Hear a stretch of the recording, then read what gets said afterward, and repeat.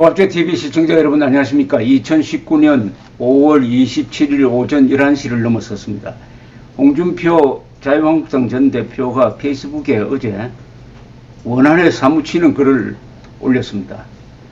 조진래 전 경남 부지사의 사망과 관련한 글입니다. 한번 읽어드리겠습니다. 정권이 바뀐 직후부터 지난 2년 동안 문 정권은 내 경남지사 4년 4개월 뒷조사와 주변 조사를 샅샅이 했다. 박근혜 전 대통령에게 2012년 12월 대선에서 패하고 정치 보복을 피하기 위해 위장 정계 은퇴 선언까지 하더만 자신은 집권하자마자 두 전직 대통령을 감옥에 보내고 주변 인물들은 모두 적폐로 몰아 구속했고 같이 경쟁했던 나에 대해서도 샅샅이 주변을 털었다. 대선 때 십시 일반 지원했던 1000만원 이상 후원자는 모조리 조사해서 압박했고 일부 중소기업 하는 분들은 폐업까지 하게 되었다. 경남도 공직자들은 아직도 조사를 계속하고 있고 심지어 대법원에서 3번이나 승소한 진주의료원 폐업 과정 조사도 한다고 한다. 그래 너희들 마음대로 계속해봐라. 잘나가던 사천 KAI는 나를 잡는다고 애꿎은 하사장을 나와 대학 동문이란 이유로 억지 수사를 감행하여 무너지게 하였고 나와 일했던 경남도 공무원들은 죄다 좌천시키거나 한직으로 물러나게 하였다. 급기야 오늘 경남도에서 정무부지사, 정무특보, 경남개발공사 사장을 했던 조진래 전 국회의원이 2년에 걸친 하지도 않은 채용비리 수사 압박을 견디지 못하고 극단적인 선택을 하였다고 한다. 10일 전 창녕에서 만났을 때도 채용비리 수사 압박을 호소했는데 참고 견디어 나가자는 말밖에 할 수 없었던 나는 한없이 무력하고 부끄러웠다. 참으로 못되고 몹쓸 정권이다. 정치 보복에만 혈안이 되어 보복 수사로 그 사이 수사 압박으로 자살을 한 사람이 과연 몇인가? 정권의 충견이 된 검경을 더 이상 국민들이 믿겠는가? 그래 계속 그렇게 정치 보복만 계속해봐라. 국민들이 용서치 않을 것이다. 날 잡기 위해 내 주변을 아무리 조작해 털어봐도 나오는 게 없을 거다. 나는 너희들처럼 살지 않았다. 보복의 악순환으로 초래될 대한민국의 장래가 참으로 두렵다. 원한에 사무친 일종의 경고인데 문재인 대통령이 경쟁자였던 자신을 그리고 그 주변을 털고 있다라는 요지고 정권이 바뀌면은 가만두지 않겠다는 경고도 포함되어 있습니다. 황교안 대표는 페이스북에 이런 글을 올렸네요. 조진래 전 국회의원께서 세상을 떠났습니다. 채용비리 혐의로 검찰의 소환조사를 받은 뒤 일어난 일입니다. 수사 압박의 괴로움을 주위에 호소하였답니다. 가슴 아픕니다. 문재인 정권은 적폐청산의 그 이름으로 너무나 잔혹하고 비정한 정권이 되었습니다. 그 이름 이름 밝히지 않았습니다. 전 한국항공우주산업임원, 고 정 변호사, 고 변창훈님 전 서울고검검사, 고 이재수님 전 기무사령관, 고 조진래님 전 국회의원 5명입니다. 정말 이래도 되는 것입니까? 고인의 명복을 빕니다. 이렇게 이 5명 중에 문재인 대통령이 직접 책임을 져야 할 사람이 하나 있습니다. 직접 책임입니다. 직접. 이재수 전 기무사령관입니다. 이재수 전 기무사령관이 구속영장이 기각된 직후에 투신 자살했습니다. 이재수 전 사령관에 씌워진 혐의는 2014년 4월 16일 세월호가 침몰하고 수습을 하기 위해서 군 부대가 출동을 했습니다. 자연히 기무사도 같이 출동을 해서 근무를 하는데 정보 수집을 했습니다. 그 정보 수집의 요지는 국가적 차원에서 어떻게 하면은 후유증을 최소화하면서 수습을 할 것이냐. 그 수집을 하다가 보니까 유족들에 대한 정보 수집도 했습니다.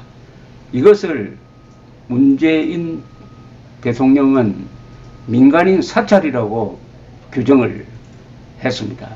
작년 7월 27일 군 지휘관 회의에서 이야기하기를 세월호 유족 사찰은 있을 수 없고 불법적인 일탈 행위라고 아직 수사도 착수하기 전에 미리 가이드라인을 제시했습니다. 자연히 무리한 수사가 이루어지고 이재수 전 기무사령관이 구속영장이 청구되었으나 판사가 기각을 했습니다. 그 내용을 보면은 악의를 가지고 정보 수집을 한 게 아니고 국가를 위해서, 유족을 위해서 정보 수집을 한 걸 민간인 사찰로 몰아갔습니다. 아주 담담한 유언까지 남겼습니다. 국가를 위해서 최선을 다했는데 이렇게 몰아갈 수 있느냐 하는 한탄을 담은 담담한 유서였습니다. 그 직후에 한반도 인권 통일을 생각하는 모임에서 이재수 전 기무사령관의 죽음에 대해서는 문재인 대통령이 민형사관 책임을 져야 한다 하는 성명을 낸 적도 있습니다. 홍준표 전 대표는 여기서 한 걸음 더 나가서 라이벌이었던 자신에 대한 보복 수사를 하고 있다. 문재인 정권이 하고 있다라고 폭로를 했습니다. 폭로를 했어요. 그런데 이걸 문재인 정권 사람들은 어떻게 생각할까? 아마 코웃음 칠 겁니다. 문재인 전 대통령을 둘러싸고 있는, 문재인 대통령, 전 대통령 아니죠. 현 대통령. 문재인 현 대통령과 그 둘러싸고 있는 사람들이 가지고 있는 이념적 신념 체계에 비추어 보면은 코웃음을 칠 겁니다. 이렇게 항변을 해도 적폐라고 합니다. 적폐청산이란 말을 합니다. 그런데 가만히 보면은 그 적폐를 제도로서 인식하는 것이 아니고 사람으로 봅니다. 적폐 청산하면서 사람을 청산한다는 겁니다. 적폐 청산한다는 것은 제도를 개선하고 관습을 바꾸고 하는 것이 진짜 청산인데, 하는 걸 보면은 적폐라고 찍은 사람을 수사기관을 시켜가지고, 그리고 우호적인, 정권의 우호적인 판사들 이렇게 해가지고 정치 보복하는 것을 적폐라고 하고 있습니다. 그러니까 적폐는 사람을 가리키는 거니까 쉽게 말하면 쓰레기란 겁니다. 문재인 정권은 지금 국민들의 일부를 인간 쓰레기로 본다고 봐야 됩니다. 그렇지 않으면 적폐란 말을 그렇게 쓸 수 없죠. 청산할 수 있어. 이 민주주의 국가에서 청산은 말이 안 됩니다. 사람을 청산할 수 있어요? 그게 숙청이죠. 사람을 청산하려면 한 10만 명, 20만 명 단위로 죽여야 합니다.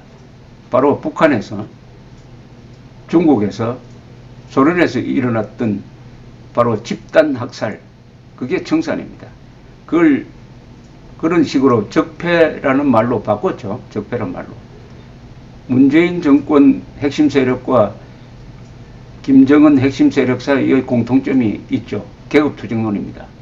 계급투쟁론. 이 세상을 지배계급과 피지배계급의 대결로 보는다는 점에서, 그리고 국민들 중에 상당수를 적으로 보는 점에서 같습니다.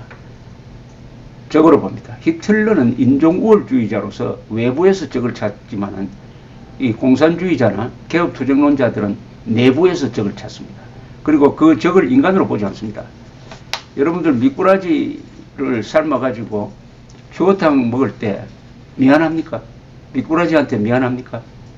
왜 미안하지 않습니까? 미꾸라지도 생명이 있는데. 미꾸라지의 생명을 존중하지 않으니까 미안하지 않는 겁니다. 공산주의자나 계급투쟁론자들은 자신들을 하지 않는 세력을 적대 계급으로 봅니다. 적대 계급을 죽이고 굶겨 죽이고 숙청하고 적폐수사로 몰아가는 것, 이것을 정의라고 생각합니다. 거기에 자살을 하든 말든 그 사람들에게 동정심을 느끼지 않습니다. 왜냐? 미꾸라지로 봅니다. 미꾸라지. 사람을 미꾸라지로 보는 게 바로 계급투쟁론이고, 지금 문재인 정권이 하고 있는 적폐수사라는 것은 자기들의 기준으로 정의롭지 못한 사람은 인간 쓰레기다. 인간 쓰레기에 대한 적폐수사로 자살을 하는 사람이 나오든 말든 이것은 정의를 이루는 것이다. 이렇게 생각하고 있을 것이 분명합니다. 그러면 언제 정신 차릴 것이냐? 언제 정신 차릴 것이냐? 자신들이 적폐수사의 칼 끝에 서야 칼자루를 쥐고 있는데 정권이 바뀌어가지고 칼날을 잡고 있을 때 정신 차릴까요? 정신 차릴지 안 차릴지 그때 가봐야 알겠는데, 어쨌든 홍준표 자유한국당 전 대표의 이 원한에 사무친 고발장, 폭로장입니다. 폭로장. 그리고 경고가 앞으로 한국 현대사에서, 기복이 많은 한국 현대사에서 어떻게 구현이 될지 말지 한번 지켜보는 것도 흥미로운 일일 것입니다. 감사합니다.